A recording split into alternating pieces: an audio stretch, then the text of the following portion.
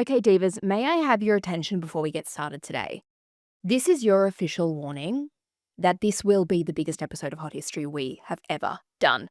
So if you need to pee, if you've got to get a cup of tea, you do whatever you need to lock in for the next 2 hours. Ready?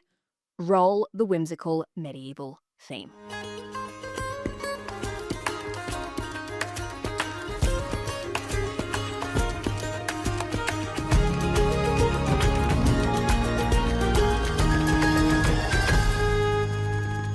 Hi guys, and welcome back to Hot History, your corner of the internet where we cover all the things in history that you probably should know but don't. I'm Ainsley Harvey, your hot historian here, ready to chat today. The long-promised episode about arguably one of history's biggest baddies. She is absolutely like top 5 women in history. I always feel like there's the big 4, Cleopatra, Marie Antoinette, Diana, Joan of Arc, but like just after them is Anne Boleyn. Second wife of Henry VIII, mother of Queen Elizabeth I, and arguably the central figure of the breakdown between the Catholic Church and the Church in England, Anne Boleyn has been accused of everything under the sun, from adultery to witchcraft, and today we are going to unpack the fact from the fiction. So let's rewind it all the way back to the early Tudor period, somewhere between the years of 1501 to 1507. Now, as is the case for the majority of women born throughout time, there's usually no official records on birth dates unless you are a royal, but most historians go with 1501 as the date of Anne Boleyn's birth. So that's what we're going to stick with today. Anne's mother was a woman called Elizabeth Howard, and she was the daughter of Sir Thomas Howard, the 2nd Duke of Norfolk, who just so happened to be one of the most powerful men in the country.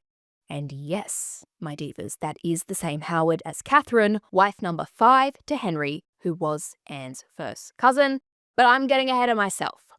Now, Elizabeth was so well born and her family so prestigious that many believed she married beneath her status when she accepted the proposal of Thomas Boleyn, son of the High Sheriff of Kent. But it was okay, because his grandpa Geoffrey was the Lord Mayor of London and a successful merchant, so it's not like she's marrying some lowborn guy.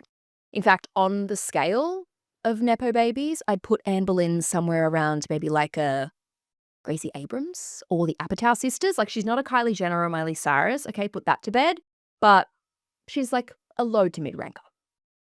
But Anne was not the only Boleyn. There was her sister, Mary, who most historians believe was the eldest of the siblings, although, again, there are no real records to go off here, and her younger brother, George. She also had 2 other brothers, Thomas and Henry, who both unfortunately died in childhood. So Anne is the middle child, but unlike the modern middle children, such as Malcolm and the plethora of others who are perhaps overlooked in exchange for the eldest and the babies, being a female middle child was actually kind of a flex, especially for Anne. Her parents fussed over Mary, focusing on her marriage, and after the deaths of Thomas and Henry, they did everything to keep George, the heir, happy and healthy, which left Anne free to her own devices, and the Boleyns took great advantage of this, sending her off to various royal courts across Europe. That's right, divas, our gal was doing some serious international travel well before her teen years, spending her days hanging around queens, eating pastries, and admiring some of Europe's finest art, all while wearing the most fashionable European gowns. Now, her first stint at a royal court was around 1513, so based on the 1501 birth date, this means she's about 12 years old. And she is sent by her father to Mechlin, aka modern-day Belgium, to the court of Margaret of Austria. Now, she is the daughter of Maximilian I, the Holy Roman Emperor, which is a pretty huge deal and a massive opportunity for both Anne and the Boleyns in general. Now, you may be sitting there thinking, well, how do you get into a royal court like this? Surely you can't just call Taylor up, to get a spot. And you are not wrong. This was a highly competitive business, for the young women selected to be a part of these courts received not only a first-hand education, but built incredible connections for both marriage and statesmanship, which is where Thomas Boleyn comes into the picture. As an intelligent and well-connected man, thanks to his wife's last name, Thomas was appointed as an ambassador for Henry VII, where he undertook several missions to the courts of Burgundy, France, and the Holy Roman Empire, where he meets Margaret of Austria. Now, she thought he was clever and sharp-witted and praised him in a letter sent to Henry VII as a man of wisdom and discretion. Recognizing this in Thomas, Margaret, who was highly selective about the class of young noblewomen she educated, hoped that his daughter would inherit her father's talents, which is why she invited her to court. Now, like I said, this really is a golden opportunity, which historian Kyra Cornelius Kramer described as, quote, a stage mum getting her kid in a Steven Spielberg movie regarding prestige, education, and access. So Anne B is now living it up on a Parent Trap summer camp style trip. And while she doesn't find her secret twin here, she does learn a hell of a lot. Described by Margaret of Austria as promising and intelligent, Anne lived in the Hoch von Savoy Palace in Mechlin, which was largely considered both an economic and cultural epicenter at the time, placing Anne smack bang in the middle of the action. With diplomats, envoys, and countless courtesans visiting, Anne, who given her age had no real special duties other than sitting around and watching, soaked up the drama and dalliances of court life. She learned to be amiable and courteous, to study languages, and to walk Margaret's dogs around the palace. FYI, sounds like a dream job. She was generally a great court lady, which Margaret said in a letter to Thomas, her father, stating, I find her so bright and pleasant for her young age, and I am more beholden to you for sending her to me than you are to me for taking her. So from an early age here, she's only 12, we really understand that Anne is delivering on all of the promises of her greatness, which she continues to do by taking an active and expressive interest in the arts. From paintings to poetry and music to Flemish miniaturists, Anne was delighted by the various artists who arrived at Mechlin. She was also a prolific reader, guys, consuming all the original works of Christine de Pizan alongside Aristotle, Seneca, and Socrates, plus, of course, the grand medieval romances such as the Knights of the Round Table and Merlin with its sorcerers and romantic declarations. As far as we can really tell here, Anne genuinely loved her time at court, but she was soon recalled back to England by her father in August 1514. But there was no chill out, kick your feet up kind of housewarming here, because both Mary and Anne were then sent to the French court of Louis XII, where they would be part of Mary Tudor, aka Henry VIII's sister's entourage. Yeah, that's right, divas. We are court hopping here, which was a massive opportunity for the Boleyn girls, as France really was the cultural epicenter of all of Europe, and somewhere that Anne shone brighter than all. Upon her arrival, she was both fresh-faced and well-versed in all manner of cultural and academic subjects from her time under Margaret. In fact, it is said that she was almost perfectly versed in Socrates when she arrived at around 13 to 14 years old. Now, I don't know what you guys were doing, but I was too busy obsessing over the Sphinx and making fairy bread, let alone reciting ancient philosophers. So Anne is one clever cookie here, guys, which she absolutely doesn't get enough credit for, by the way, but more on that later. So, again, the year is 1514, and while Louis XII is King of France, he dies 3 months after his wedding, which meant that a new king and queen would rule over the Boleyn girls, and their names were Francis I and Queen Claude. Now, the thing to know about Francis I's court is that it was pretty loosey-goosey.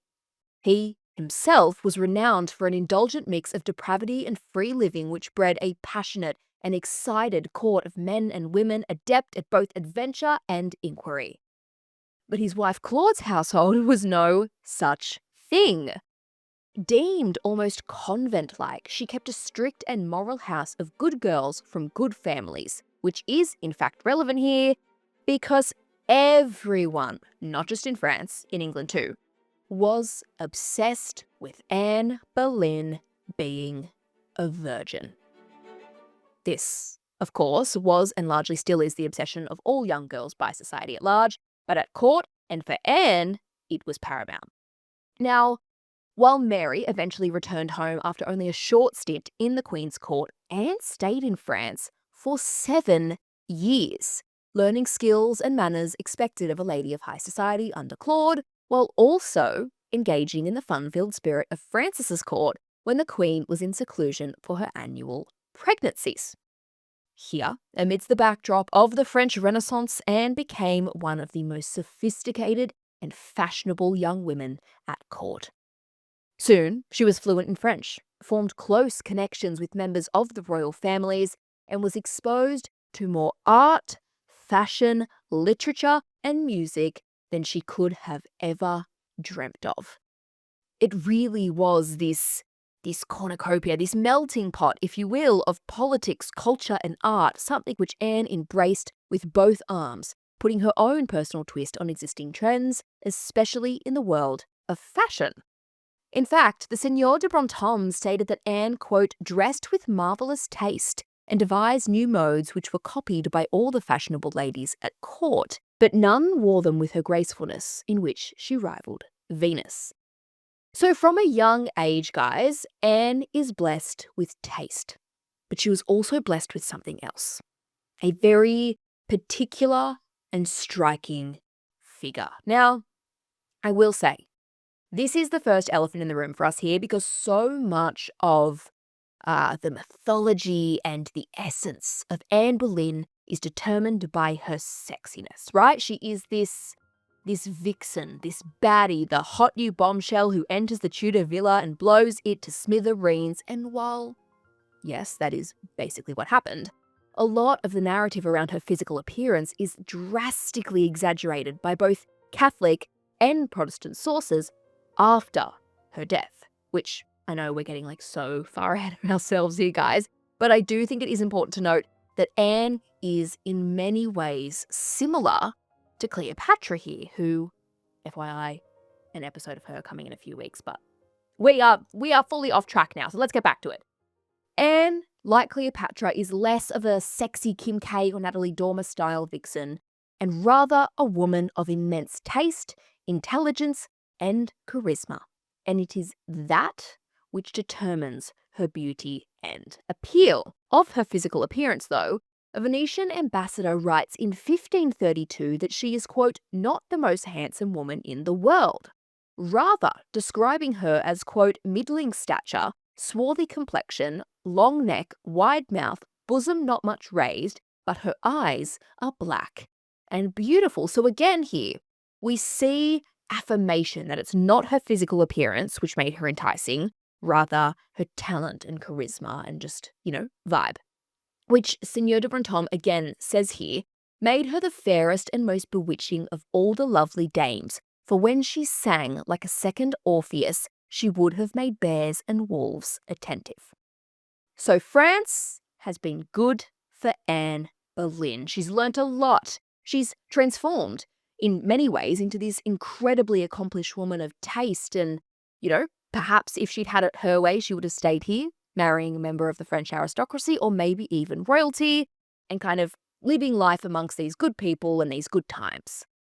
But, as is so often the way in history, especially in women's history, all good things must come to an end. And Anne was eventually shipped back to England sometime around 1522, when tensions between England and France began to rise.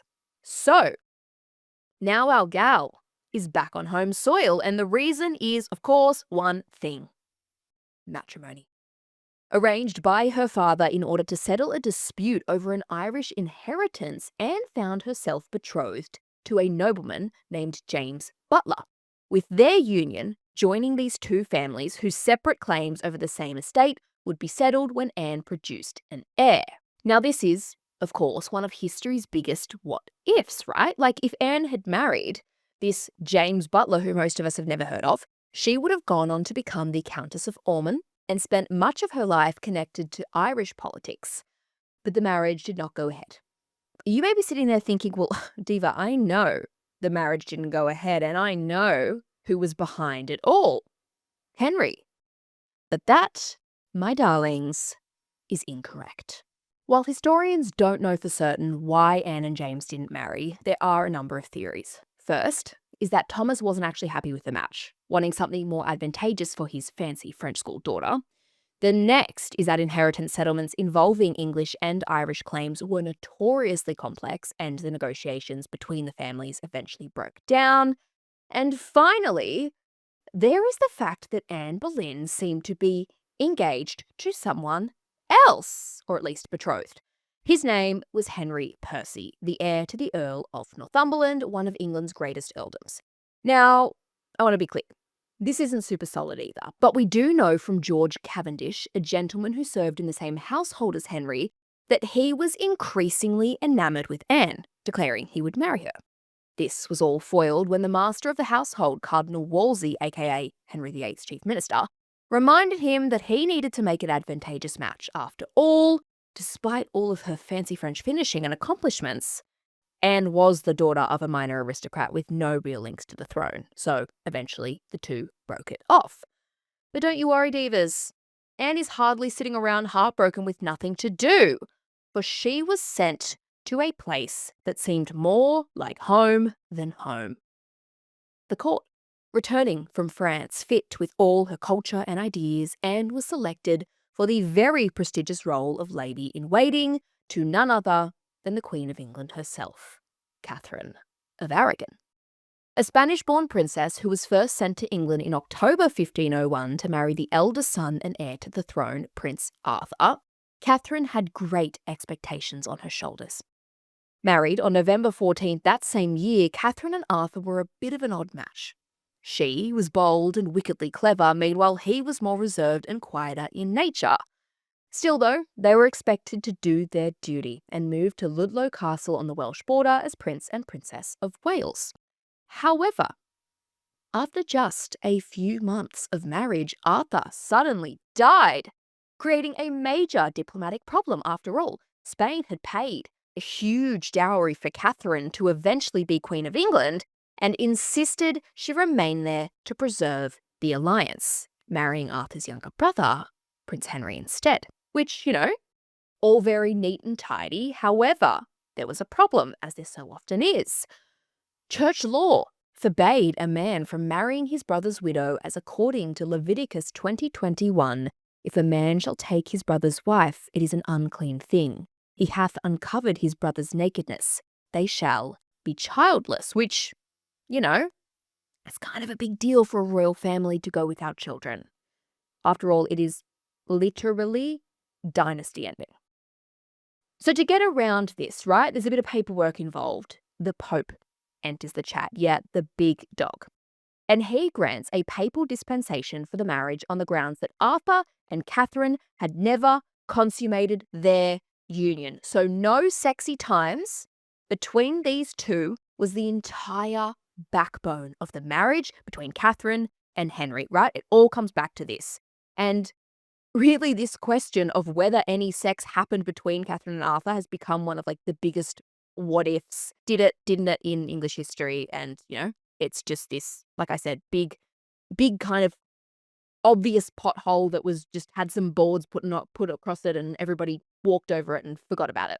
But alas, everyone believed it. So Henry and Catherine were married on June 11th, 1509, a mere month and a bit after his father and king, Henry VII, died, making Catherine Queen of England and Henry VIII king.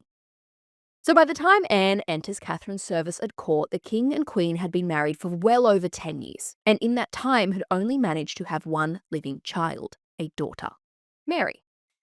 Now this again, kind of a big deal, and I want to be really clear. This is not a matter of personal preference. A son was a political necessity. For where women had ruled England previously, most notably Empress Matilda, the backlash after her rule was huge. And after the chaos of the War of the Roses, which saw the Tudors come to power, Henry was not willing to risk his dynasty on a girl. God forbid. of course, this is a fact which history will reveal, is a case of great irony, but again, more on that later. So, Catherine's inability to give Henry his son and heir put a huge amount of strain on the marriage. But at this point in time, around 1522, he did still have hopes that Catherine would deliver him a son. So, want to be really clear, there's no thoughts of divorce, there's no thoughts of beheading, there's no thoughts of death yet. Which brings us back to Anne, who was a genuine, 100% certified, no other agenda than finding a good match lady in waiting to Catherine. And she was actually the perfect pick for the job. As I said, her time in France had given her much more than fluency in the language. She dazzled the English court with her continental fashions, sophisticated manners, and Renaissance education. This was all pretty new to the English court, to be honest, especially to Catherine's household, which was serious-minded, deeply religious, and scholarly. So Anne brought a real liveliness to the sometimes dull English court. So what did Anne do for Catherine then? What is actually involved in the role of lady-in-waiting? Well, their duties varied quite dramatically, from dressing and bringing messages to accompanying the Queen on state visits and reading aloud to her, with the closest and kind of more modern comparison we have being like a royal aide or secretary, but for everything. As a result of this, they spent excessive amounts of time together in private and vulnerable moments, from literally being nude while dressing, first waking up in the morning, or traveling for days at a time. Ladies-in-waiting were therefore friendly, trusted, and treated far more as companions than careers. And while there are no surviving letters describing the relationship between Anne as lady-in-waiting and Catherine as queen, we can assume by her tender of 4 years in service that these two at least got on in some capacity, something which must have made the year of 1526 especially painful for Catherine, for the constantly wandering and, as we'll soon discover, lethal gaze of King Henry VIII found its way to Anne Boleyn. Now, given Anne's role in the royal court and Thomas Boleyn's status as part of Henry's diplomatic inner circle, it is, of course, obvious that Henry had set eyes on Anne well before 1526.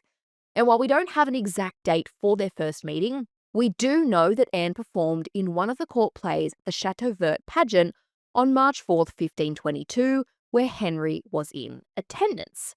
Other historians believe their first sighting of one another was not at that play, but rather at Cardinal Wolsey's court festivities in 1522. But to be honest, it doesn't really matter, because contrary to popular belief, there is no surviving evidence of a grand, dramatic, love-at-first-sight meeting where the graceful and sexy Anne saunters across the room and the big, bold, brazen Henry locks eyes. None of that happened. In fact, Henry's attention was on another Boleyn entirely, Anne's sister, Mary. Now, Henry, as all men of the aristocracy were at the time, was a renowned philanderer. And while there were many undocumented relations with all manner of gals, we do have 2 official mistresses. The first was Elizabeth Bessie Blount, who gave Henry an unacknowledged illegitimate son, Henry Fitzroy, and the other was Mary Boleyn. Now, despite there being very little direct evidence surviving of the relationship between Mary and Henry, historians generally agree that the affair began sometime around 1522, while Mary was married to William Carey, and Henry, of course, still married to Catherine, and then ended at some point around 1525, so a year before kind of where we are right now in the timeline. This was, therefore, a 3-year-long relationship. But eventually it fizzled out, there was no hard feelings, Mary returned to her role as wife and mother. Meanwhile, Henry's attentions turned to the other Boleyn sister. Now for context here, Anne Boleyn was around 25 years old at this point in time. She was also well known and well liked in the royal inner circle, with a pretty stellar reputation as a cultured and successful lady in waiting. Meanwhile, Henry was around 35 years old and getting really annoyed with all of this sonless, heirless business, so filled his days with drink, dogs, and damsels. And at this point, his eyes are fixed firmly on Anne Boleyn. While again, we don't know the exact date that Henry began pursuing her, we know it was around 1526 from the various surviving love letters we have in the Vatican Library, which date between 1527 to 1528. Now, these things are incredibly revealing. showing us not an imposing, gout-ridden, off-with-her-head king, but rather a man struck down by equal parts obsession and desire. In one letter, he writes, "Being in my last letter in doubt of your health, I send this bearer to know how you do." Translated for the modern day, he wanted to know how she was, so he sent this text. In another, he was even willing to surrender the whole world for her, saying, "I would rather remain in your heart than possess the whole world." In another, he says, quote, "My mistress and friend, I and my heart put ourselves in your hands." So again, this is a man who is genuinely 100% obsessed with this woman. And it's not hard to see why. Anne Boleyn was the Dua Lipa of Tudor England, okay? She could sing, she could dance, she could speak French, she was dressed in the finest of fashions, she laughed out loud and spent lots of time abroad absorbing art and culture. Plain and simple, she was just fucking cool. And the pièce de résistance of it all was that she fobbed Henry off at every single turn. Honestly, guys, when he tried to make moves on her, she moved out. Literally, up and left, removed herself from court, spending extensive time at Hever Castle. When he wrote to her, she then ghosted him. The gifts he sent were then returned, and it all drove Henry mad.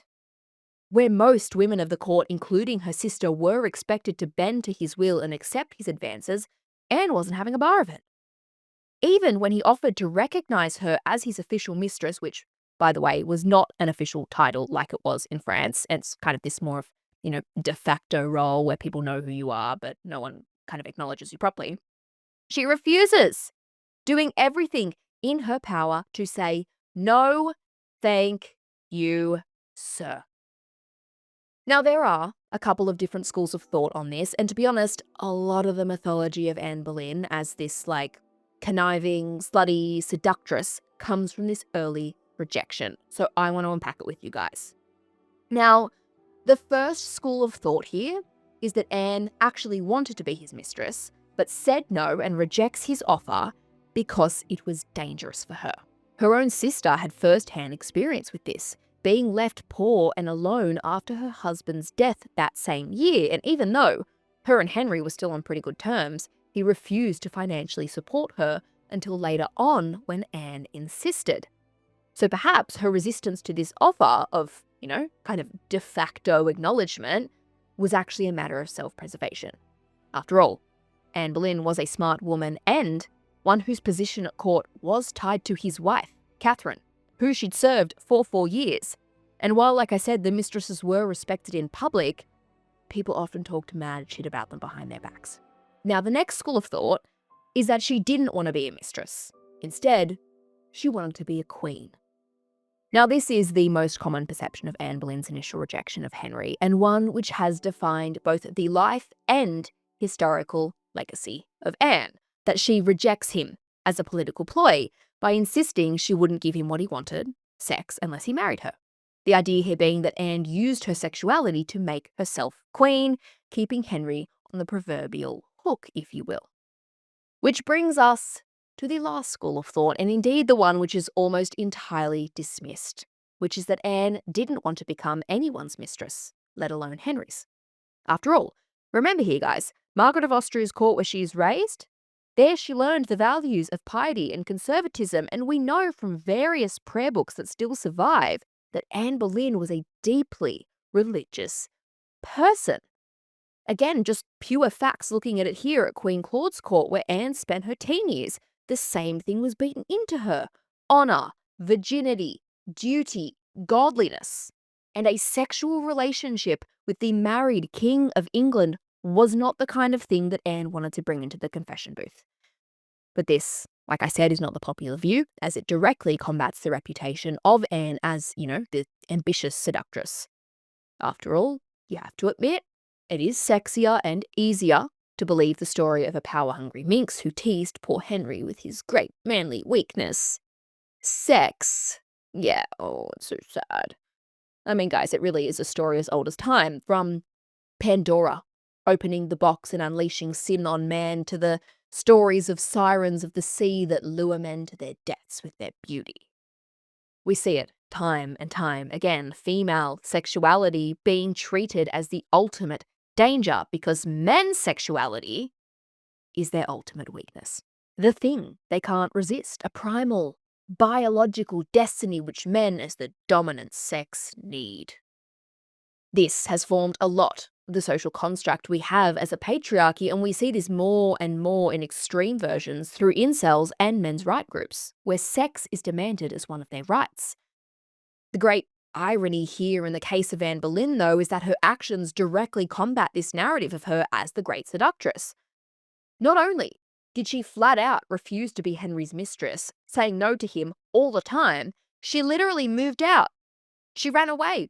She refused to even respond to his letters. She said no countless times, but we still believe she had this evil agenda. Oh, she only said no to tease him. It's all ambition and tactics. She didn't actually refuse him. Like, why would she? Again, guys, we see this time and time again, whether it's in the cases of sexual assault victims today or just gaslighting in general. We, as a society, have always had a problem believing women. And Anne Boleyn is the perfect example of this. I mean, one of the most famous quotes attributed to her is, "I would rather lose my life than lose my honor." And while it is almost certain that this is either misinterpreted or exaggerated, it does reflect exactly who Anne Boleyn was and how she behaved and what she believed and how she was raised. She said no, removed herself, didn't encourage him. She's a smart woman of God who had shown no interest or desire in Henry in the 4 years prior when she was at court. But still, we blame his inability to take no for an answer on her. It is fucking absurd. Regardless of what her intentions actually were, though, it doesn't really matter. Anne was in an impossible situation. She was damned if she did and damned if she didn't. Her refusal of Henry, on the grounds of her piety, was clearly only driving him into deeper obsession. He kept writing. He kept sending gifts. He kept trying to visit with even more intensity. Listen to this snippet here, for example. "Mine own sweetheart, these shall be to advertise you of the great loneliness that I find here since your departing. I think your kindness and my fervence of love causeth it, for otherwise I would have not thought it possible, that for so little a while it should have grieved me, wishing myself especially an evening in my sweetheart's arms, whose pretty duckies I trust shortly to kiss, written by the hand of him that was, is, and shall be yours by his will." Like, that's giving scary stalker level obsession. Thank God this guy didn't have fucking Instagram or like access to air tags or something. I'm hundreds of years in the future and I'm scared, right? So what's Anne meant to do? Literally, that's the whole point of the song in Six. Like, what's a girl got to do, right? She keeps saying no and getting these creepy, slightly threatening notes, or does she say yes and become, by society and the church's definition, a ruined woman? Because there's no way on God's green earth that she can be his wife, right? Well, under Catholic law, no. In their eyes, Henry and Catherine weren't just husband and wife. They were united under God's will, and a legal separation would not only be a dangerous political move, but an offence to God, as the Catholic Church considered marriage as one of the 7 sacraments. But Henry was getting impatient, guys. On one hand, he needed a son, and Catherine had not managed to give him one, and on the other, he wanted Anne, who refused to be his mistress and whose younger womb would perhaps bring him what he really wanted, his heir. It was kind of, a 2 birds, 1 stone solution here, but the particular stone that Henry wanted to use was impossible. You see, so often now, we talk about it as a divorce, right? Henry wanted to divorce Catherine to get with Anne, but that's not actually correct here. What Henry wanted was an annulment. So, what's the difference?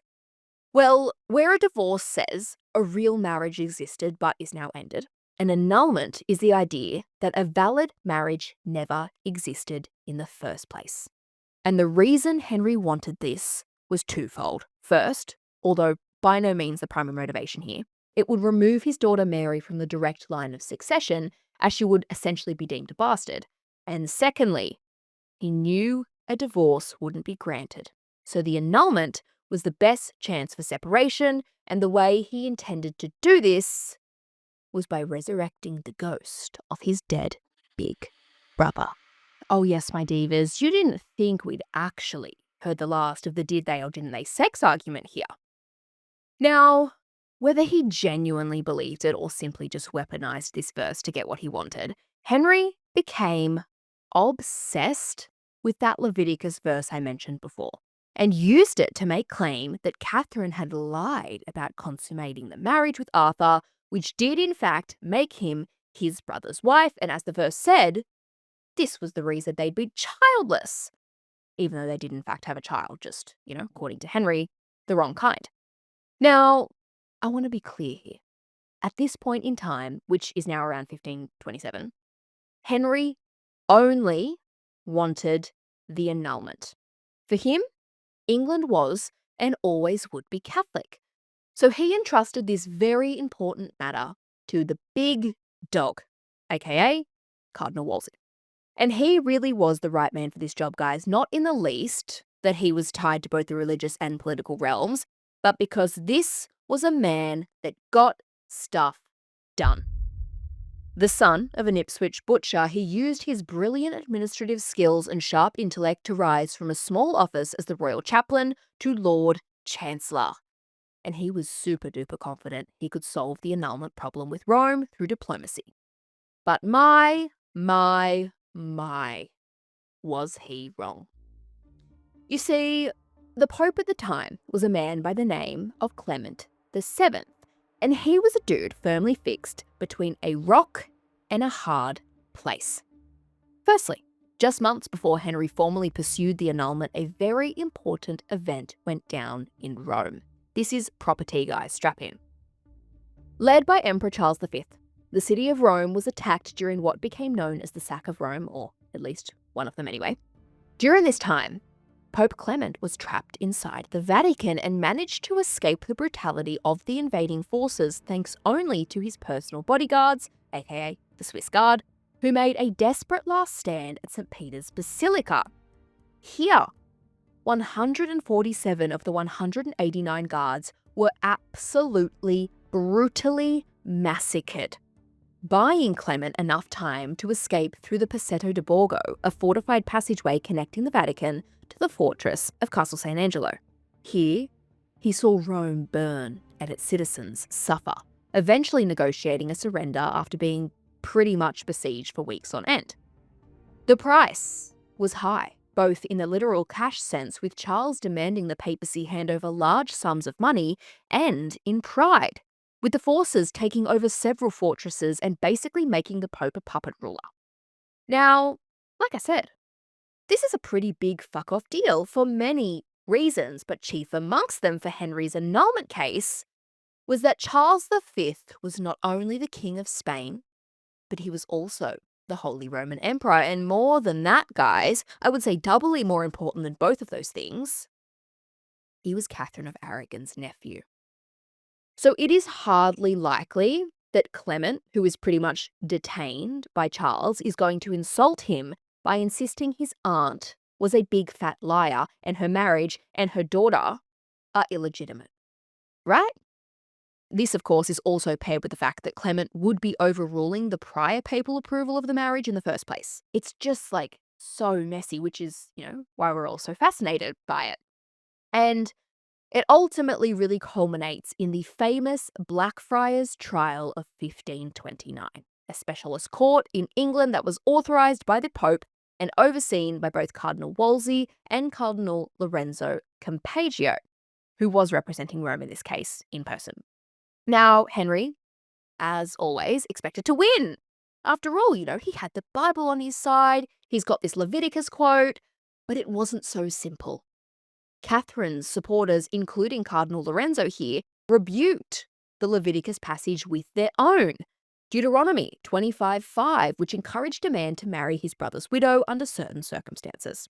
The real nail in the coffin, however, came from Catherine herself, who entered the courtroom on June 21st, 1529, kneeling before Henry and delivering one of the most famous speeches in Tudor history. I'm going to read it for you guys, or at least some of it.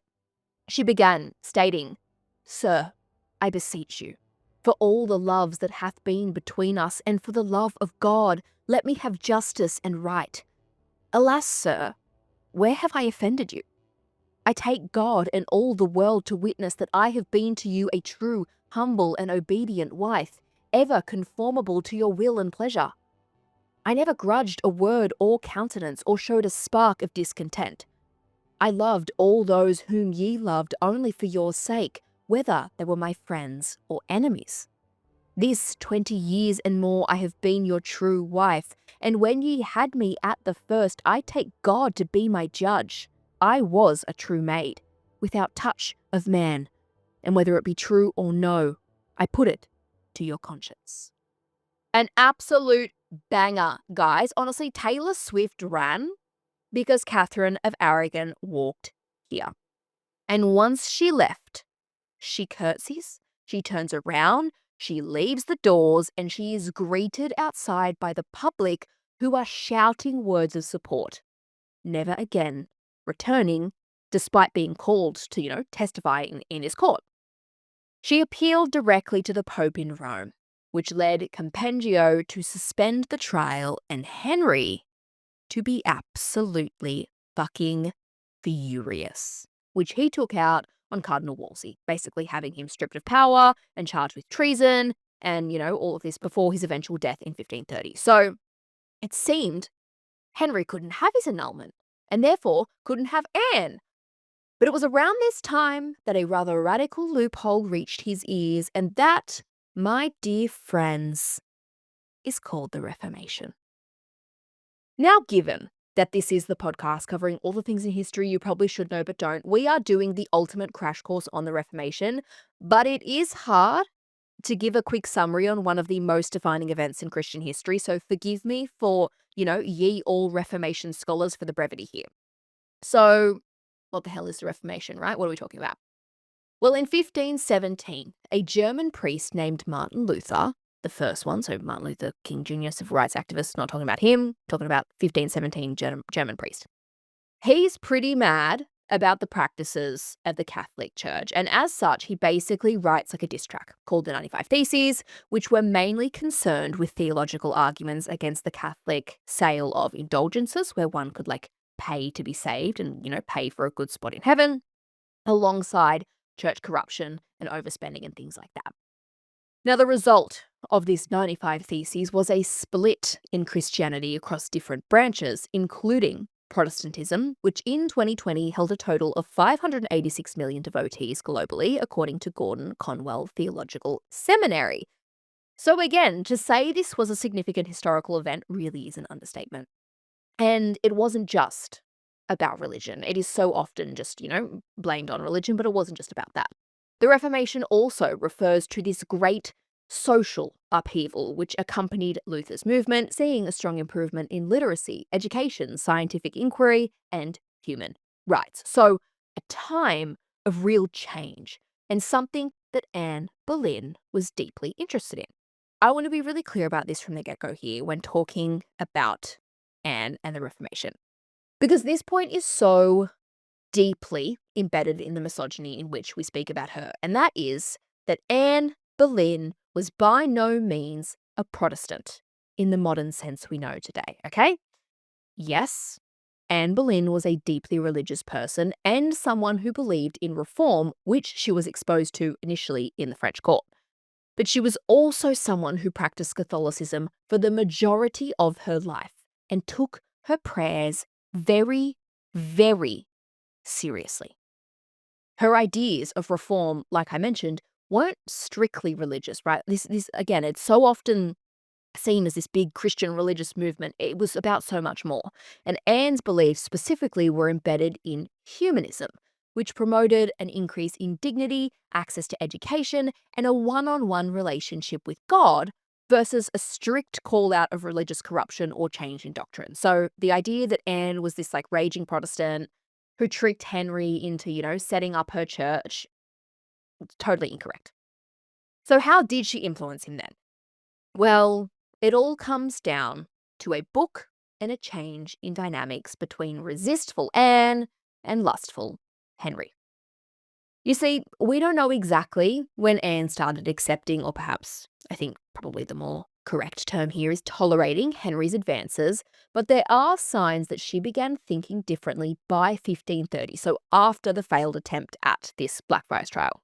And, I guess we can see why here. After all, it is pretty clear Henry's gone to pains to make clear to Anne and everybody else that, he's trying to get rid of his current wife and willing to fight the Pope in order to achieve it, which for Anne could mean marriage, respectability, power, duty to her family, and a real life for herself at court. Which really is the point that this story transforms from a simple, is probably the right word, court romance into an outright political revolution. Now, there are several ambassadors of the time who tell us of this change, reporting that Anne was behaving increasingly like a future queen, receiving extraordinary honours, travelling with Henry, holding council with foreign diplomats, and even managing to save her sister Mary from destitution by convincing Henry to give her some cash. So a real shift in the dynamic here, and many have suggested that this was due to her reformist beliefs starting to inspire Henry. So some common kind of intellectual ground is perhaps developing here, which we believe is largely based off a book that Anne gifted to him titled The Obedience of a Christian Man by William Tyndale, which basically argued, above all else, kings ruled by God's authority, not the popes. Okay? Now, of the text, Henry said, "This is a book for me and all kings to read." So, he's feeling inspired, he's feeling fresh.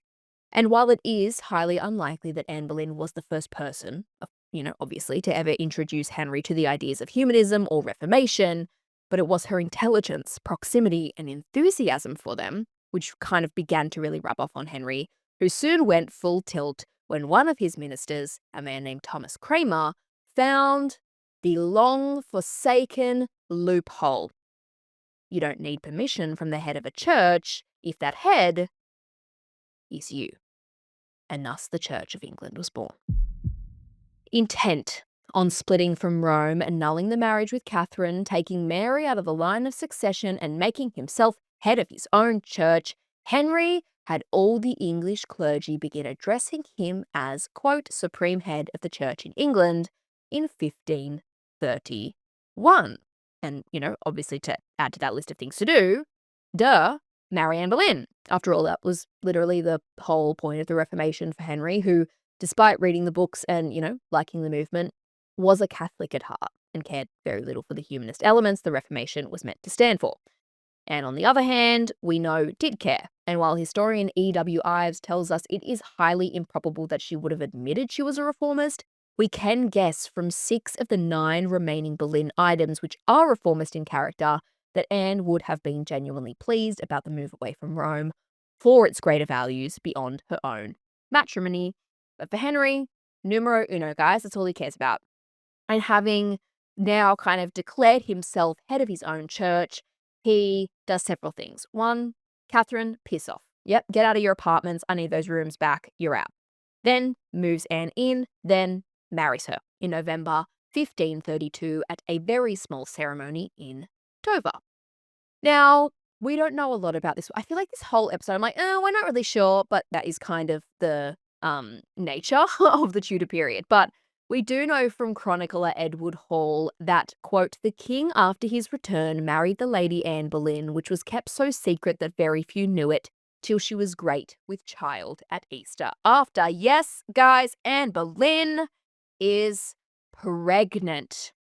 Now, the general consensus is that Anne knew she was with child around December 1532, which means she's got some time before she really starts showing, but Henry has to kick his ass into gear quick sticks to get this union legitimized because, even though he said he was the head of the Church of England, few people actually recognized his authority to make his own marriage and annulments.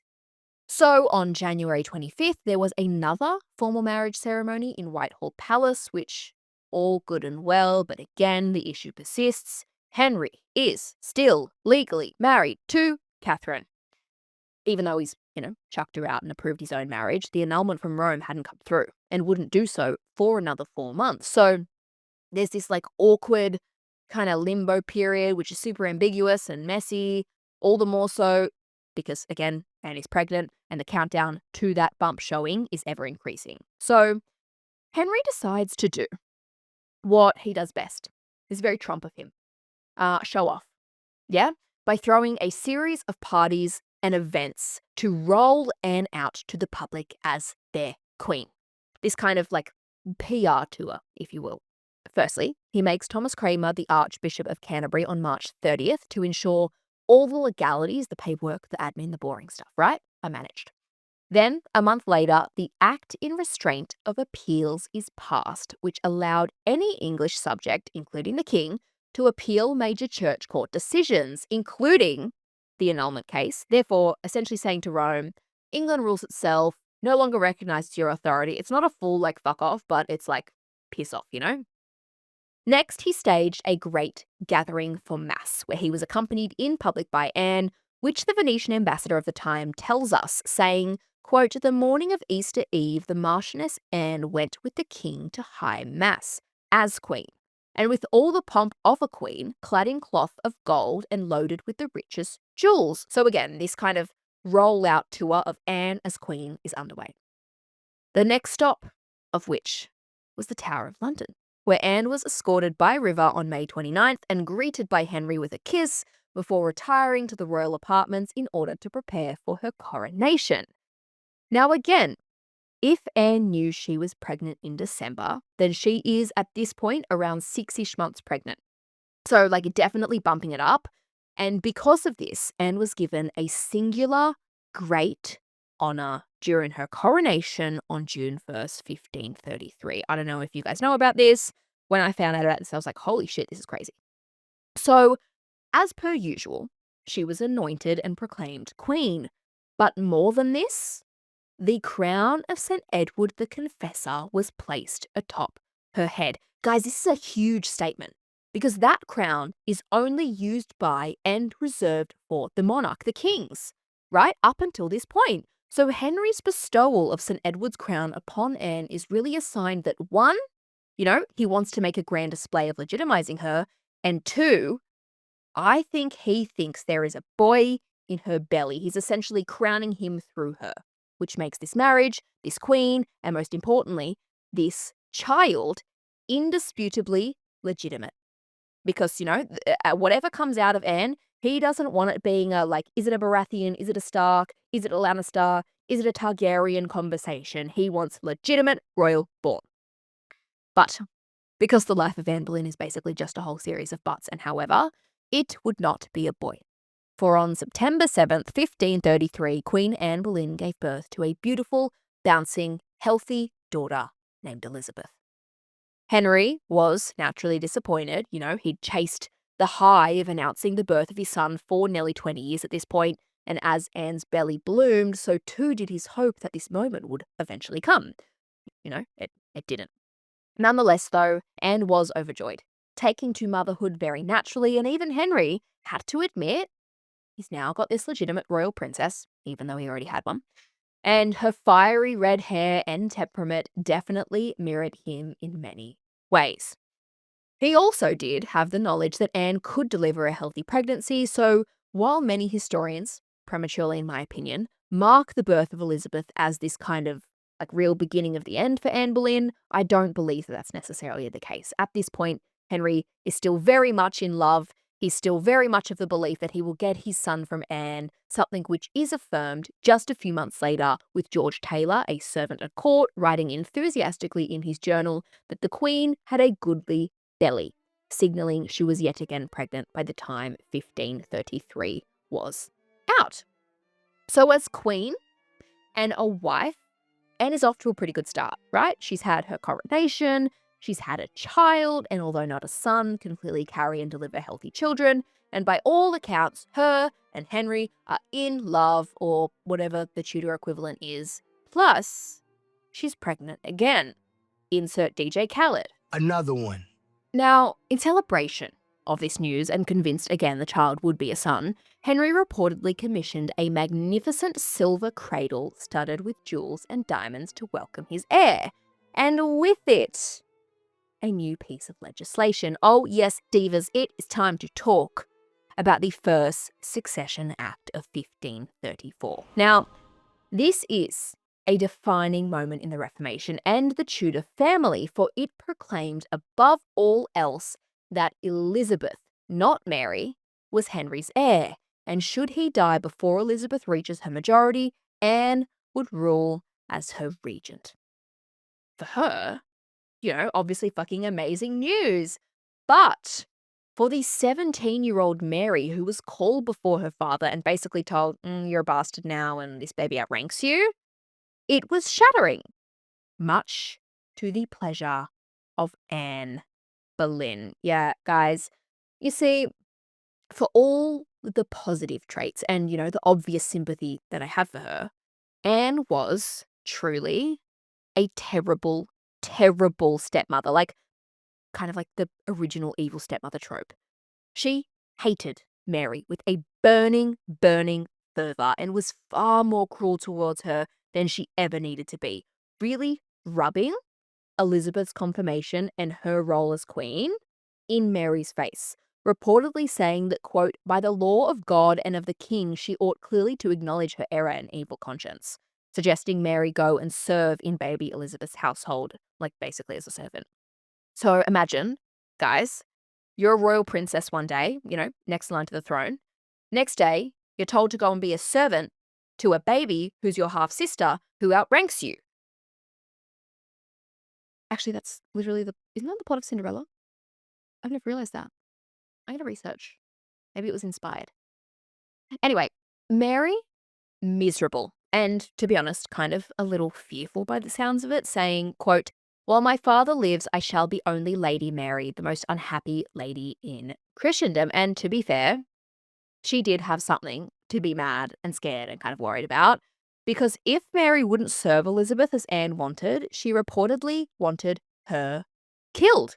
Or, at least according to this guy, Eustace Chapoy, envoy for Charles V, who said, quote, Anne is continually telling the king that he does not act rightfully or prudently in allowing the queen and the princess to live, for they deserve death. The queen in question here being Catherine and the princess being Mary. But I do want to say it is important to say this guy here, we are going to quote him a lot. Chapoy? Guys, I'm going to call him Chapoy, okay? He's deeply biased. He hates Anne. He's pro-Catholic. He's pro-Catherine. He's pro-Mary. So we're kind of got to take this with a grain of salt. But Anne's confirmation as queen, Elizabeth's as heir, and Mary as illegitimate was something which pissed off a lot of devout Catholics in both England and Europe at the time, laying the groundwork for a fuck ton of tension to come.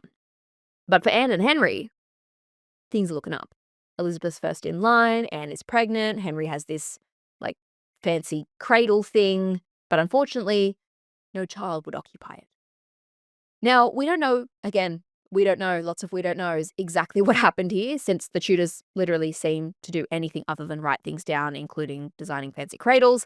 But the widespread belief here is that Anne suffered a miscarriage rather than a stillbirth, which historian Hester Chapman confirms, stating that another pregnancy followed in April of the year after, so 1534, which also resulted in miscarriage, and perhaps another in July. So 1534, really difficult year for Anne on the health front, with both emotional and physical strain at an all-time high.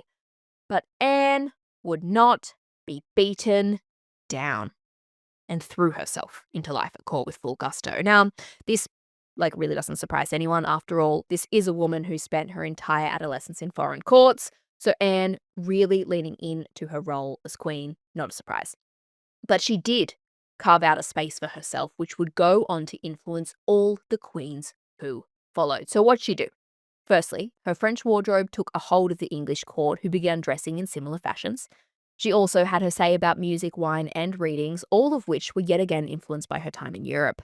But Anne's real big win as queen, I think anyway, was on the diplomatic front, which was a lofty feat for any woman of the time, but for one who much of Europe still considered wasn't legally married, this is a pretty big deal. From receiving multiple ambassadors to hosting banquets and sponsoring foreign scholars, Anne took time to understand the growing impact of the Reformation and changing politics of Europe, something which several foreign ambassadors mentioned made her essential to Henry's court. And that is true, to an extent. Henry often consulted Anne on matters of reform and diplomatic relations in these early years, even in the midst of his sonless annoyance. But there was no point that Anne Boleyn was out there running the small council meetings and making grand political maneuvers. She was never and would never be given this kind of authority or influence, especially without a male heir. Again, we're going to say son, we're going to say male heir a million times in this episode. And while Anne was charming enough with foreign guests, they were still largely loyal to Catherine and the Catholic cause. But I do think her time as queen does show us just how charismatic she was and how she gets this reputation as this kind of, seductress, and she's really beautiful. It is in charisma because she does manage to charm people who were predetermined to dislike her. So let's check back in with our timeline here, guys, because I do know all these Tudor years tend to blend together. So at this point, 1534, Elizabeth is almost 1. Mary is almost 18. Anne has had somewhere between 2 to 3 miscarriages. Henry is getting frustrated but still hopeful. And by November of that year, a very big thing happens. And that thing is called the Act of Supremacy. Yes, guys, another Tudor year, another Tudor piece of legislation. And this one is no small amendment or injunction here. This is arguably one of the most important laws in English history because it made Henry VIII the legal head of the Church in England, formally ending the Pope's authority. Specifically, the Act declared, quote, "The King's Majesty justly and rightfully is and ought to be the supreme head of the Church of England." So, huge news to end 1534 on. But what does it actually mean? Is there no Mass anymore? Is Catholicism outlawed? Is Henry now a Protestant? Well, the answer is no. Yeah, you guys thought I was going to say, we don't really know. The answer is no. While many assume that the passing of the Act of Supremacy is the moment the king converts, for better a word, this really isn't the case, guys. The passing of this act, and indeed the establishment of the Church of England, was always a matter of marriage and power for Henry versus, like we said, religion and corruption. So, yeah, sure, politically, one can say Henry is Protestant from this moment, but in actual fact, I don't really think he ever was. He was Catholic through and through. Which brings us up to early 1535. So what's Anne up to, guys? What's she doing? Well, with the passing of the Act of Supremacy, the power dynamics begin to shift at court, with Henry's chief minister, Thomas Cromwell, really becoming the dominant political figure in England because it is his job to oversee the government's religious reform. Big job in a devoutly Catholic nation up until this point. And as part of this reform process, which was really lengthy and much bigger than what we're going to talk about today, Cromwell started making some pretty serious decisions, first of which was investigating monasteries throughout England, looking to assert greater royal authority over teachings, particularly what they were saying about the royal marriage, but mainly for wealth. Okay, dollar bills, y'all. As one of her early supporters, Anne agreed to support Cromwell on this, and they made a pretty formidable pairing.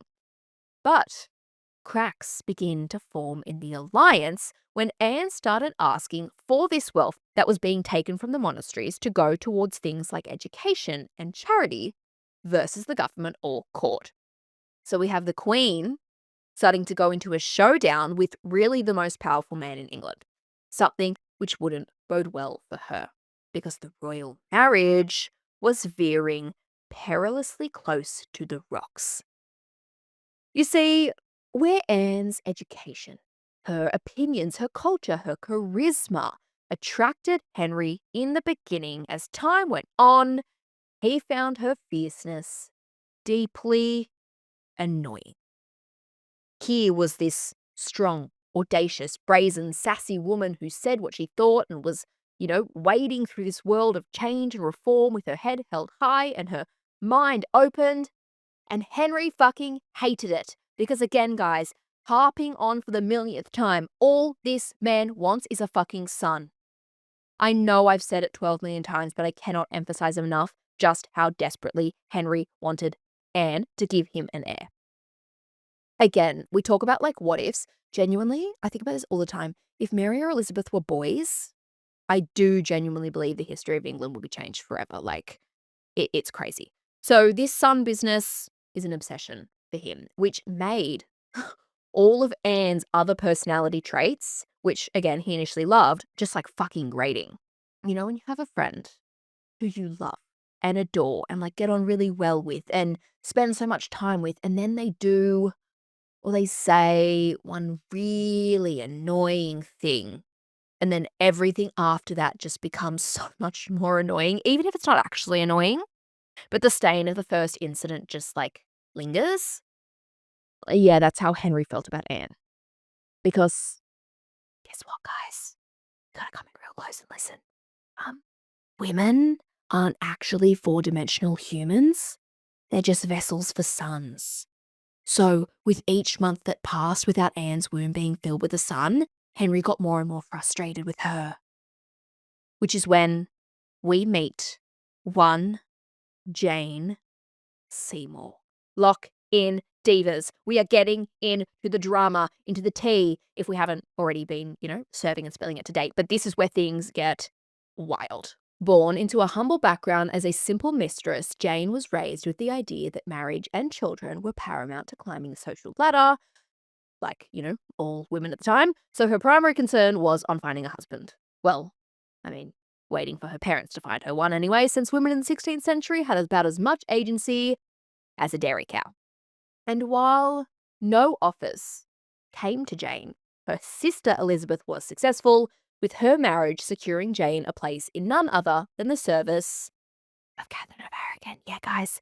Basically, the entire Tudor period is just a series of ladies in waiting replacing other ladies in waiting. After all, when you think about it, right, what better way to divide us women than men asserting their absolute authority and then stealing all our friends? It sounds to me like patriarchy. In Catherine's court, Jane learned much, and by all accounts, kind of really admired her, but she's not sharp-witted and charismatic like Anne, nor was she a great beauty, with the imperial ambassador telling us she was, quote, so fair that one would call her rather pale than otherwise. But these two things are actually what draws Henry to her in the first place. She's kind of plain, she's kind of boring, she's kind of shy, she's kind of, just sits in the background. Because in Henry's mind, if Anne was the very personification of fierceness and charm, and she couldn't give him a son, then he needed to have the furthest thing from that, right? Opposite day, which really was Jane Seymour. She was mannered and mindful, from a family who stood to lose quite a lot and had spent years in Catherine and Anne's courts, surrounded by miscarriages and whispers and tension, which made her aware of just how high the stakes were here. And so when Henry began sniffing around, she took a page out of the book of Anne Boleyn and initially snubbed him, stating in a letter that she valued, quote, no treasure in the world as much as her honour. But by September of that year, Henry was willing to push the envelope and made a personal visit to the Seymour family estate of Wolf Hall to see Jane. So what does Anne think about all of this? I mean, her husband is basically doing what he did to Catherine to her. Well, having gone through it herself, she was very aware of how Henry operated. She also really understood what Jane's choices were and, of course, what it meant for her personally. And while she was certainly not thrilled that Henry was potentially fornicating with Jane, she knew she had the trump card up her sleeve, the one way to win back Henry's full devotion: a legitimate royal pregnancy. And by autumn 1535, Anne Boleyn was again with child. So we start 1536 on a pretty good note here, right? Yes, of course. Jane Seymour's around, but Anne's got Elizabeth. She's also got the position as queen, and she's also got a baby in her belly, which she knows is what Henry really wants. So Anne thinks, negging aside, none of this Nancy behavior, this is going to be the best fucking year, right? And on January 7th, so literally 1 week into this year, a great omen presents itself, and that is the death of Catherine of Aragon. Yep, that's right, guys. Anne Boleyn's arch nemesis, her opposition, the woman she openly dislikes, whose daughter she outright calls a bastard, the very symbol of Catholic royal conservatism, is DED. So what's the reaction here? Well, Anne and Henry believe that Catherine's death is such a good omen, they actually wear yellow to celebrate the occasion, throwing a feast to commemorate it. But this really is the beginning of the end, guys. For a few weeks later, on January 24th, Henry VIII, despite his increasing size and age, is competing in a jousting tournament in Greenwich. Now, this wasn't uncommon, especially for Henry, who grew up a very sporting and kind of, macho man. And he took great pleasure in the sport as both a participant and spectator. But on this particular occasion, he is participating in the joust and takes a very nasty fall, leading to serious, life-threatening injury. So much so that for a brief moment, a small second of potentially history-changing joy, the crowd believes their king is dead. This, as you can imagine, sparked mass anxiety, for as we have so greatly harped upon, the Tudor dynasty at this point of time rests on the shoulders of a 2.5-year-old baby girl at a time of mass tension between Protestants and Catholics, the old, the new, the right, the wrong, right? It's a fucking mess. Which added so much more pressure on Anne's shoulders that the baby in her belly should be a boy. And indeed it was. But he would not live. When news reached Anne of Henry's fall, she was overcome with emotion, her body unable to cope with the stress and anxiety, and she miscarried a son. Estimated to be around 15 weeks gestational age, the great hope of the Tudor dynasty and Anne's life as queen was gone. Henry knew it, the court knew it, and Anne knew it, with this pregnancy really being her last real chance. Henry, too, was devastated. This was what he had longed for, but was yet again denied. So, from February onwards, the court and ambassadors alike noted how Henry's affection for Anne, which was already faltering, withdrew almost completely. He spent less and less time with her, growing increasingly open in his attentions to Jane Seymour, who knew exactly how to play the part of the soothing, unthreatening alternative after all. She had quite the mentor. Writing to her in March of that year, Henry said, quote, "My dear friend and mistress, thus hoping shortly to receive you in these arms, I end for the present your own loving servant and sovereign H.R." This note was sent along with a generous purse of gold sovereigns, which was rejected under the pretense that Jane couldn't accept such a gift if she was unmarried. Quite a moment of déjà vu. Meanwhile, Anne, who was still the queen, moved through the palace like a phantom or a ghost. She was there, but barely. Her spirit broken, her heart crushed, Anne Boleyn became a shell of her former self. That once bold, brazen, fierce, quick-witted young girl who arrived from France to shake up the English court had been cycled through its perilous program and spat out the other side, reduced to the status of a troublemaker whose empty belly turned her into the very thing she despised: an ornamental crown. Henry wouldn't have it, and with Jane slowly returning his affections by April 1536, he began having what I really believe is a mix of both like a mental break and a religious episode. What do you mean, Diva? I hear you say. Well, firstly, that jousting accident from January really did change Henry forever. P.S. Is that karma for like having a feast over your dead wife's like funeral? Probably. Yes, Henry was physically injured, but specialists and historians also believe that he suffered a traumatic brain injury, which led to personality change. Now, I'm not saying for a second that this is why he turned away from Anne. He did this on his own, but it is certainly something which impacted his decision making. The second part of that equation is the religious element. As we know, Henry often interpreted events through a religious lens. After all, remember the Leviticus thing with Catherine, right? And after Anne's miscarriage of a son, he was convinced that God was punishing him. Again, maybe also don't have a feast over your dead ex-wife. Which, Chapoy? I feel like I'm saying it wrong. I'm so sorry. I think it's Chapoy. Sorry, Chapoy. Sorry to this man. Chapoy reports that Henry said outright God would not permit him to have male children. So you have this mix of mental illness and spiritual spookiness interplaying here, and Henry takes his concerns to his top dog, Thomas Cromwell. Now, again, we mentioned before him and Anne having beef, right, over the money with the monasteries, and this division between them only grew. Thomas began to really fear Anne's influence and reformist beliefs, which threatened his own power and control over both Henry and the church. So he's actually kind of delighted to hear that the king is stressing and tells him, "Sir, the only thing you can do is to get rid of her." And I don't mean in the legal sense, guys. While it is true that unlike the first time with Catherine, Henry could annul his own marriage without permission or bloodshed, that's not what he or Cromwell decided to do. No, you see, Henry learned from the first time just how annoying it was to have a disgruntled ex-wife baby mama with political connections stashed away in the country.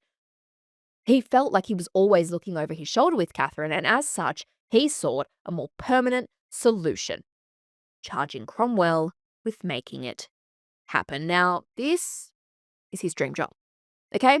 He begins pursuing criminal charges against Queen Anne Boleyn, including adultery with 5 men, one of whom was her own brother, so there's another charge of incest.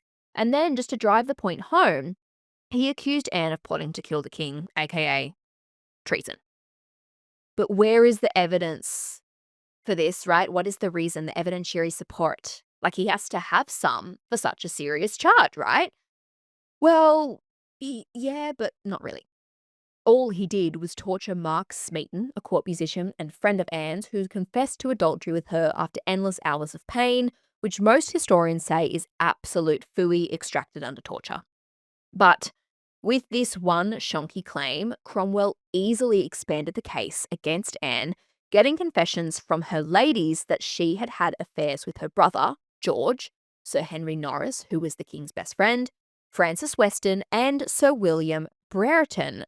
Again, historians also believe that these confessions were obtained in false and misleading ways, but it didn't really matter, guys. All 5 of these men were arrested, and while maintaining their innocence the whole time, they were found guilty and sentenced to death. And because unless there was like any shred of doubt, just to drive this point home, all 5 of these men are enemies of Thomas Cromwell, which he bragged about later, saying he, quote, contrived the whole affair. So he can, take Anne off the map, take 5 of these other guys who he doesn't like off the map, kind of do some light torturing and some light threatening, get the confessions, get in Henry's good books, and like all is well and rosy in the court of Thomas Cromwell. As for the charges of treason, well, Cromwell was really doing some real mental arithmetic with this one, chalking this up to basically a joke that Anne had said to Henry Norris. Again, this is like the king's bestie, saying that if Henry died, he, as in Norris, would be looking to step into his shoes as Anne's husband. Again, like no mention of like, let's go kill this fucker or this bastard should die so that we can get together. But, that's Tudor justice for you. And lastly, what's a 16th century trial against a woman without a few light allegations of witchcraft? Yes, guys, of course they had to be thrown in. Anne was alleged to have like an extra finger, have had multiple deformed stillborns, and supposedly used supernatural forces over Henry to make her his queen. Like, obviously fucking bollocks. It's so boring. I can't deal. But again, guys, it really didn't matter. Honestly, her fate was sealed from the moment Henry tasked Cromwell with this kind of, order. It was all signed, and Anne Boleyn, Queen of England, would soon be arrested.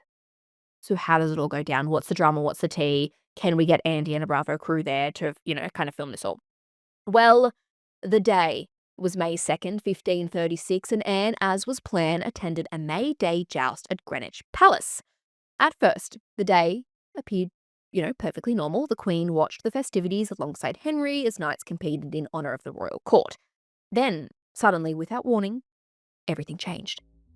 At the height of the tournament, Henry suddenly left, with witnesses reporting that he departed in an agitated state, taking several of his closest advisers with him.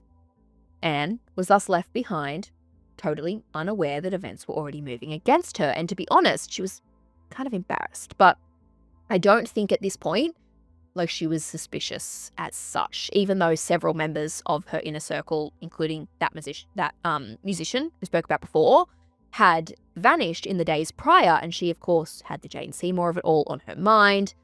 But, I don't really think Anne seemed to be cautioned by Henry's leaving, which we know now was, certainly big, old, blazing red flag. Honestly, this kind of feels Game of Thronesy. She was then summoned before the Royal Council, where she was informed that she faced charges of adultery, incest, and treason, which, of course, was a huge shock. So much so that, according to contemporary accounts, she laughed nervously and then burst into tears. But, unfortunately, there was little time for theatrics. For that very afternoon, Anne Boleyn was escorted by barge along the River Thames to the Tower of London. A bitterly iconic journey which she herself had made only 3 years earlier in triumph before her coronation. But that was not the case today. For here, she entered as a prisoner, passing through the gates with the feigned words, "I am come hither to die." Yeah, guys, I think at this point, she, well and truly caught on, and while continuing to protest her innocence, she knew there was no escaping her fate. So what was life for Anne as a prisoner? This has all happened so fast, from the jousting to the meeting to now kind of being here. Well, as queen, she was not, kind of thrown into a dungeon. Instead, spending the final few weeks of her life in the same royal apartments she had stayed before her coronation. Here, she was watched like a hawk by Sir William Kingston, Constable of the Tower and bestie of Thomas Cromwell, who placed his own trusted ladies in waiting in her company. So imagine, guys, 1, you're locked up. 2, you're facing death. And 3, you have to do it surrounded by spies who, will be making small talk. Ugh, unimaginable. Their reporting, though, is invaluable to us and some of the most important primary sources of the entire Tudor period, which really depicts a woman under extreme emotional strain. And during her time in the Tower, Anne was frightened, bewildered, prayerful, and at moments, almost strangely composed. Sometimes she wept, at others she nervously laughed, and sometimes she had old flashes of, the kind of wit that she once had, which some chalk up to mental instability or witchcraft, but I think is just really the genuine reaction of a woman trapped in an impossible situation, watched by hostile eyes and aware that every word might be used against her. It could have also been because she knew her brother George Boleyn was also being held in the Tower and likely going to die without ever seeing him again, or the fact that this was a sham of a case and it was really being built around her while she sat inside this fortress with no voice, no defense, and no way of escape. Genuinely, the fact she's only giving a little awkward, inappropriate laughter or crying is amazing. If this were me, I'd be clawing up the fucking walls. So what happens now? After all, Anne is still queen and she's been accused but not formally charged. Well, after several days of imprisonment, Anne was finally brought to the Great Hall of the Tower of London on May 15th and presented before a court of 26 peers of the realm who were presided over by the Duke of Norfolk.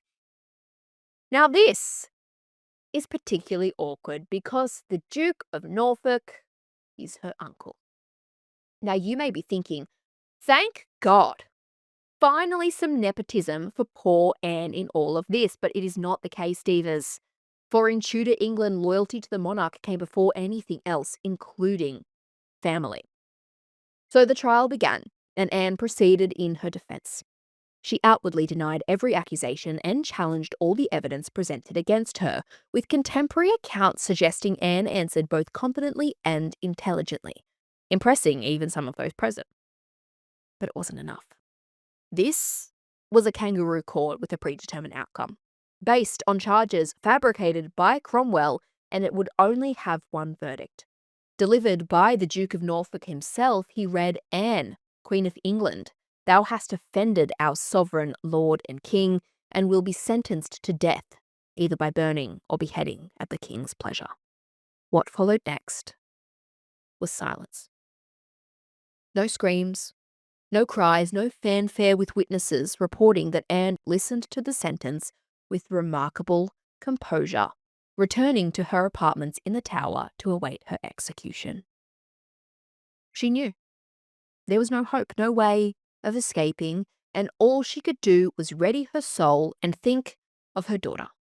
So in the days that followed, Anne spent much of her time in prayer, and while her moods occasionally shifted again between courage and grief and disbelief, she managed to stay composed. But she wasn't the only one feeling really uneasy about this. Never before in history had a Queen of England been sentenced to death, and there were many who questioned how and why it had come to this. After all, like we said before, Henry's head of the church.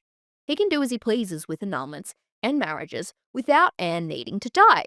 Even Chapoy, who openly hated Anne, thought it was unnecessary, stating she had been, quote, condemned under presumption and certain indications without valid proof or confessions. He also notes the public's reaction of Henry's hypocrisy, saying it, quote, sounds ill in the ears of the people that the king has shown himself more glad than ever.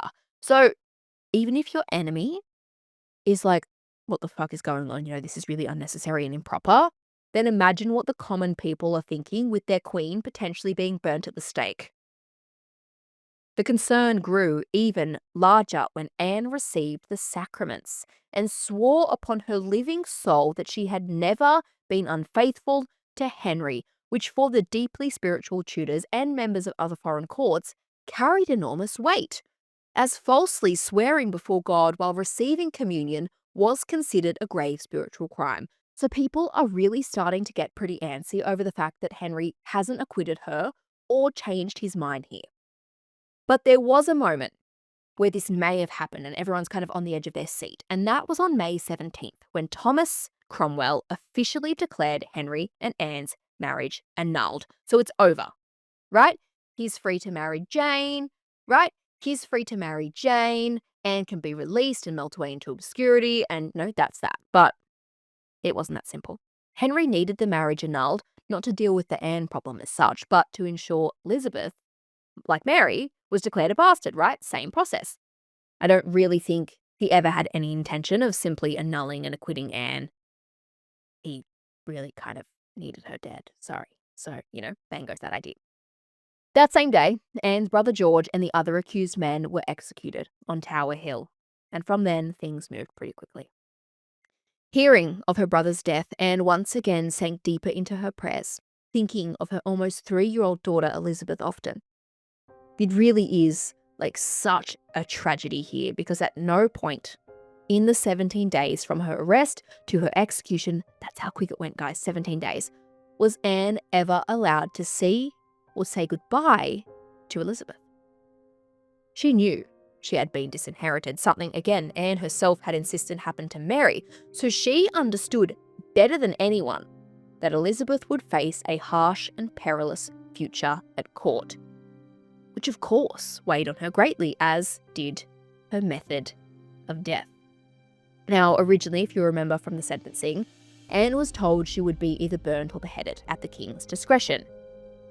Now, I want to say luckily, for pretty obvious reasons here, but Henry did end up choosing beheading, a death which he considered more merciful, even arranging the fatal blow to be delivered by an expert swordsman from Calais to ensure it was swift with no pain or suffering. So, I kind of suppose he does do Anne this one solid before her end, which brings us to the morning of May 19th, 1536. Here, In the royal apartments, Anne rose early and first attended Mass, praying and preparing with her ladies-in-waiting, who reported that she appeared calm and composed, declaring again that she had been a faithful wife to the king, and despite not really liking them very much, she asked her ladies to be brave. Then, at around 8 o'clock, Sir William Kingston arrived to inform her that the executioner was ready, to which Anne reportedly replied that she had heard the executioner was skilled and joked with her ladies that she had a little neck, nervously laughing and famously placing her hand almost entirely around her throat. She then stood up, left the apartments, and made her way with her ladies-in-waiting to the nearby scaffold which had been erected within the Tower grounds near the chapel of St. Peter ad Vincula. Unlike the executions of George and the other falsely accused men whose executions were attended by huge crowds, Anne's saw only a small crowd permitted out of dignity for her status as a former queen. Facing them all, with the morning chill still in the air, Anne walked steadily to the scaffold dressed in a dark grey damask gown trimmed with fur and a crimson petticoat beneath.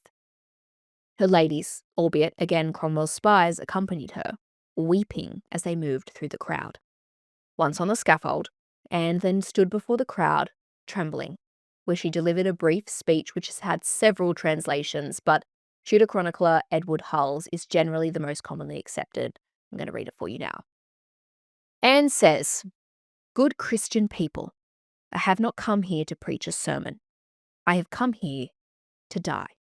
For according to the law and by the law I am judged to die, and therefore I will speak nothing against it. I am come hither to accuse no man, nor to speak anything of that whereof I am accused and condemned to die. But I pray God save the king, and send him long to reign over you. For a gentler nor a more merciful prince was there never. And to me was he ever a good, a gentle, and a sovereign lord. And if any person will meddle of my case, I require them to judge the best. Thus I take my leave of the world and of you all, and I heartily desire you all to pray for me." So like a really, really powerful monologue here from Anne, right? Again, showing no real cracks in her resolve throughout this. She refuses to blame or harp on the charges, which is already kind of, outwardly denied. She also not only says nothing bad about Henry, who I would have put on absolute blast here, but actually praises him, no doubt hoping that this act would spare Elizabeth from his coldness. And I actually think in this, one of the most illuminating lines, at least for me personally, isn't the stuff about the blame or the praise or whatever. It's actually that second last line where she says, "And if any person will meddle of my cause, I require them to judge the best," which basically just translates to, if anyone chooses to discuss my case, I ask them to think best of me, or perhaps a more literal translation of this is, if people speak about what happened to me, I ask them to give me the benefit of the doubt.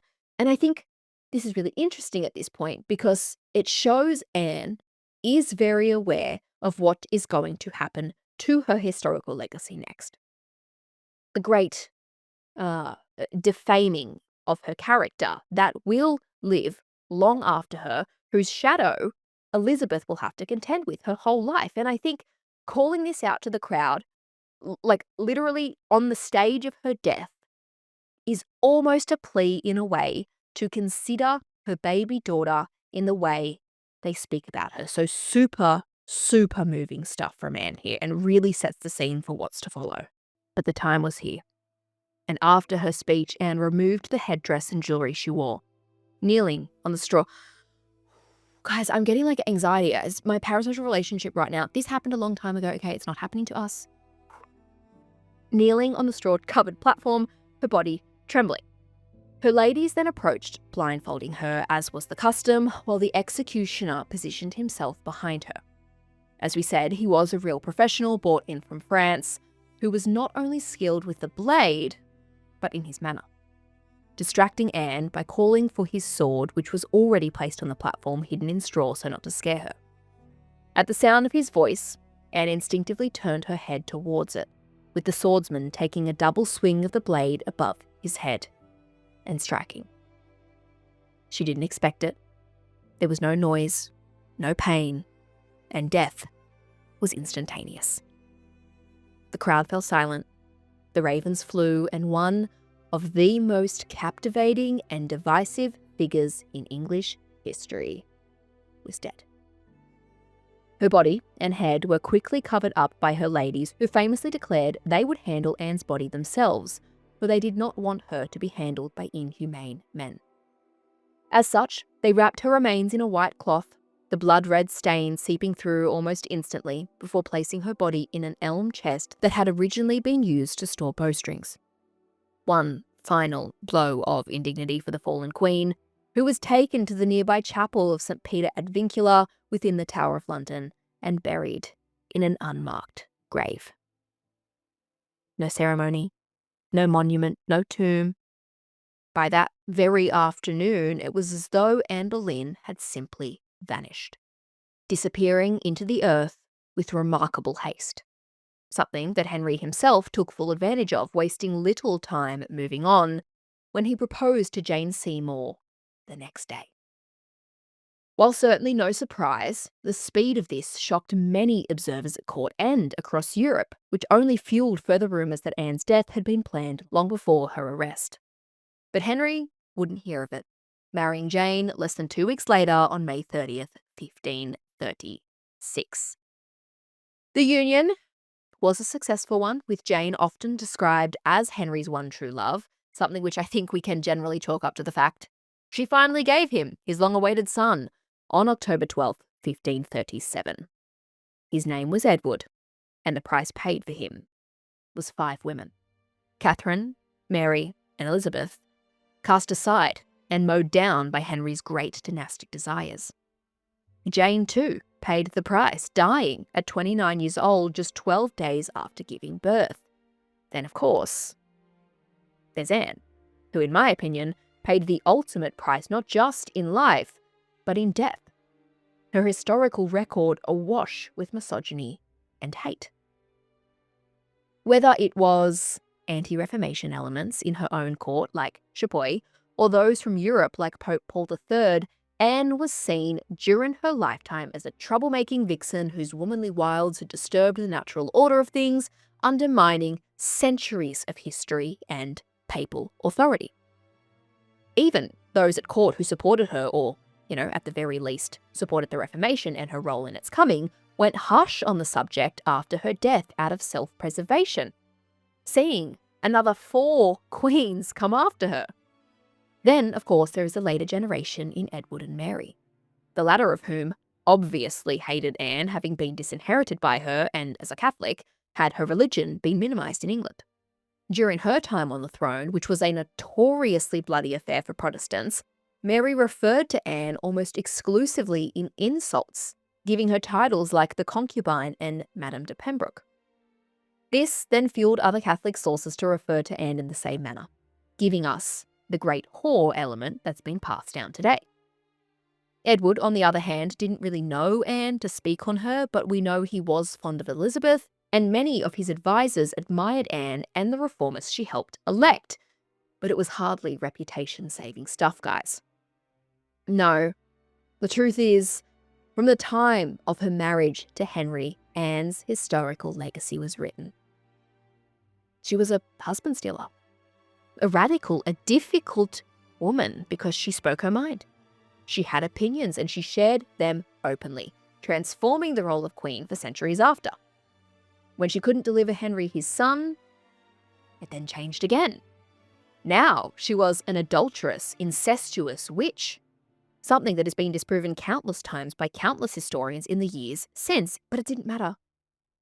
Because ultimately, the story sells, and if there is one thing we know for certain, no one gets in the way of a good story, especially when you can weaponize it for your own agenda. So as time went on and tensions between Catholics and Protestants rose, the rumours surrounding Anne grew, with later sources, including Nicholas Sander, a Catholic exile writing 50 years later during the reign of Elizabeth, stating that Anne was a monster with 6 fingers on one hand, a projecting tooth, a large goiter under her chin, and, most infamously, that she had miscarried a shapeless mass of flesh. We see this same treatment for countless women throughout history, with the best example probably being Marie Antoinette, whose entire legacy comes down to 4 words: let them eat cake, which she never even said. In fact, they weren't attributed to her until at least 50 years after her death, again, same as Anne here, in one of the subsequent French revolutions, to perfectly sum up the privilege and ignorance of the aristocracy in a way that just seems almost too good to be true. And the reason is because it is. Marie never said let them eat cake, the same way Anne was never a witch or a whore. But these stories sell and stack up to the relevant agendas of the day. Whether, like I said, it's anti-Protestant, it's anti-monarchy, or in both cases, it's anti-women, it is classic misogyny, which cannibalizes the historical record and legacy of those women whose flaws and mistakes, something, FYI, we all have and we all do, are transformed into something so, like, grand and malevolent, right? That they're not even treated as humans anymore. Anne is a witch with misfigurements, and Marie, both in her life and death, was portrayed as a half-human, half-beast. It's so fucked up, guys, and again, proof that if we are not perfect, quiet, meek women that operate in a way that patriarchy sees fit, we will be treated as an other. Something which both Marie and Anne suffered. And while we have made so much progress since then in both historical reporting and the social standing of women, we still see this happening every single day, with vicious attacks on both progressive and conservative women creating platforms and speaking out. I mean, this is something I've even experienced in like a much lesser capacity, just talking about history. Men in my DMs and comment section saying things like, this is why women shouldn't be in academia, and shut the fuck up, get back to the kitchen, can't listen to your voice, you're so annoying. Oh my God, I had one the other day. You're pretty enough to watch, but have to mute you because you're talking shit. Okay, you do hours of research and then put it online for people. No, you won't, will you? Honestly, like, it genuinely is endless, and that's just a teeny tiny bit of what public women today experience. So imagine what it was like for Anne. Which, I have to admit, guys, like, it does make me think for a minute. Why are we doing it? Like, why keep speaking out and making our lives harder, sacrificing our mental health, our safety, and in some parts of the world, our lives, right? And I think it all comes back to the age-old adage that we plant trees in whose shade we know we will never sit. This work is not about us. It's about paving the way for the women who follow. And most importantly, especially for me in this particular field, honouring those who came before, which, in the case of Anne Boleyn, is best demonstrated in her daughter.